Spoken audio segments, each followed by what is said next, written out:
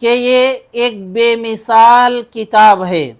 اللہ رب العالمین نے اس کے الفاظ، اس کے معانی، اس کے انداز بیان، اس کے اسلوب اور اس کی زبان تمام کے تمام معجزے کے طور پر اللہ نے نازل کیا ہے۔ ہم اگر جائزہ لے کر دیکھیں پیارے نبی صلی اللہ علیہ وسلم کو جتنے معجزے اللہ رب العالمین کی جانب سے عطا کیے گئے، ان میں سب سے بڑا معجزہ اگر کوئی ہے وہ قرآن مجید ہے۔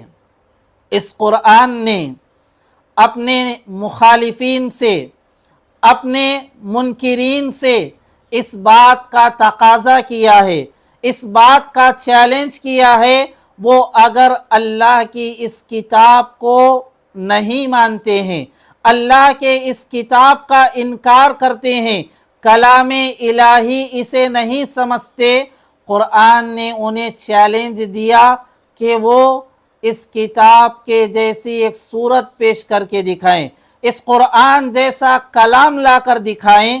سورہ بنی اسرائیل میں اللہ رب العالمین نے فرمایا قُلْ لَئِنِ اجْتَمَعَتِ الْإِنسُ وَالْجِنُّ عَلَىٰ أَن يَأْتُوا بِمِثْلِ هَذَا الْقُرْآنِ لَا يَأْتُونَ بِمِثْلِهِ۔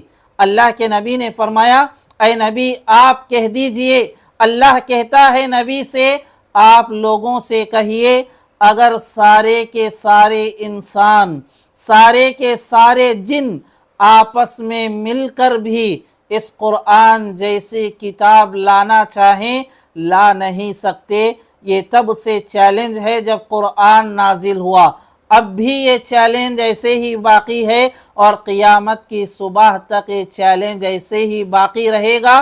اللہ کی یہ کتاب بے مثال کتاب ہے۔